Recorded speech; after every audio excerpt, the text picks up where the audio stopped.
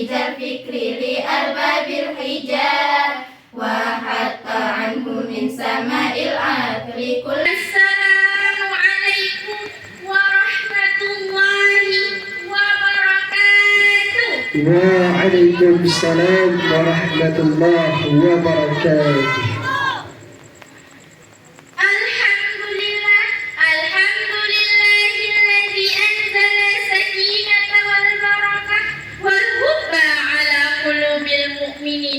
وجعل الهلاك والخسران على قلوب الكافرين والصلاة والسلام على سيدنا محمد وعلى آله وصحبه أجمعين. أما بعد.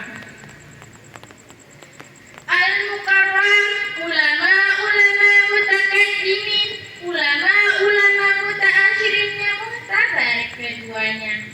Takzim wal ikraman saya kepada walid, umi beserta keluarga. Dan yang saya hormati guru-guru yang bernaung di Dayah Darul Fatah, dan yang saya hormati lagi kepada dewan juri yang arif dan bijaksana. Dan tidak lupa pula kepada teman-teman sang perjuangan. Hadirin, perlu kita ketahui yang bahwasanya hati manusia tercipta dari berbagai macam ragam. Namun, patutkah seorang insan bersedih? Pertanyaan semacam ini akan saya sampaikan dalam pidato saya yang bertema Tabah Hati. Sebelum saya memasuki ke dalam pidato tersebut, perkenalkan saya santri yang tabah hati bermental besi yang insya Allah akan menjadi umi di kemudian hari. Berkenaan dengan tabah hati, Allah telah berfirman di dalam surah Al-Baqarah ayat 153. A'udzu billahi minasyaitonir rajim. Bismillahirrahmanirrahim. Innallaha ma'as sabirin. Shadaqallahul adzim. Sesungguhnya Allah bersama orang yang sabar.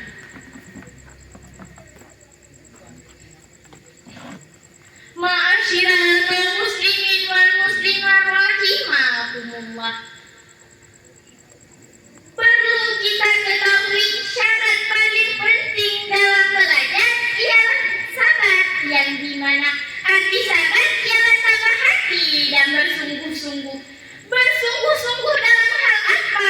Dalam hal menuntut ilmu. Karena dalam hal menuntut ilmu banyak kepayahan-kepayahan dan rintangan yang kian menyapa. Seperti kita yang sedang berada di dalam daya, apabila sesekali kekurangan belanja, jangan malah ngeluh. Karena ulama besar dahulu juga tidak mudah dalam mendapatkan ilmu yang berfaedah. Banyak rintangan-rintangan yang mereka hadapi, namun karena beliau sabar, beliau mendapatkan ilmu yang berfaedah. Lalu kalau kita tidak sabar bagaimana? Apa harus kita mempelajari gedung-gedung yang tinggi? Tidak dong. Elus dan usap dadamu sambil berkata, sabar, sabar.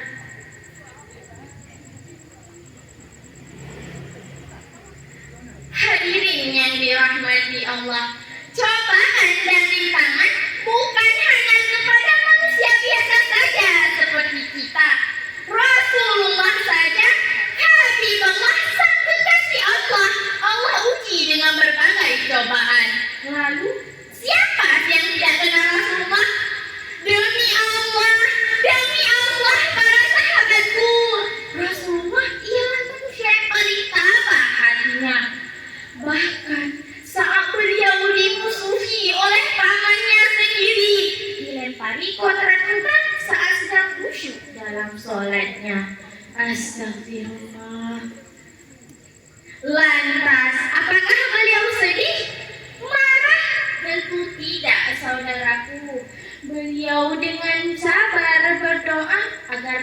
hambanya tersebut mendapat hidayah dari Allah.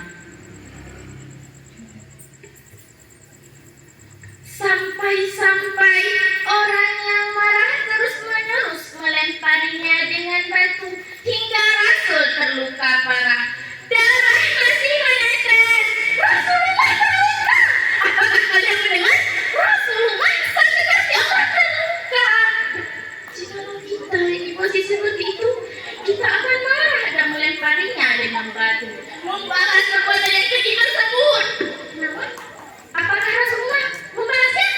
Tidak. Rasulullah bersabar. Rasulullah bersabar.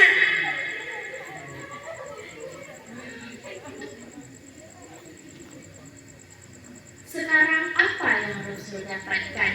Rasulullah mendapatkan seluruh Islam masuk ke dalam pelosok. Lantas, apakah pantas kita mengeluh yang cobaannya hanya sebesar biji anggur dan seringan kapas? Tentu tidak, saudaraku. Pepatah Aceh pernah berkata, panena laba tanpa merugoh, panena droh-gedro tanpa usaha, panena carong tanpa merunak, menyong melalo rugo kanyata. Maka kesimpulannya ialah mangsa menala parang. Siapa yang bersungguh-sungguh pasti akan mendapatkan keberhasilan. Kenapa kalian mau berhasil tanpa diuji dulu, tanpa dicaci dulu? Mimpi bos, naik kelas aja harus melewati ujian, apalagi naik derajat di sisi Allah. Sedih boleh kok, namun sewajarnya saja. Intinya apa? Sabar. Hanya sekian yang dapat saya sampaikan. Saya akhiri dengan doa. Hadanallahu wa iyyakum ajma'in.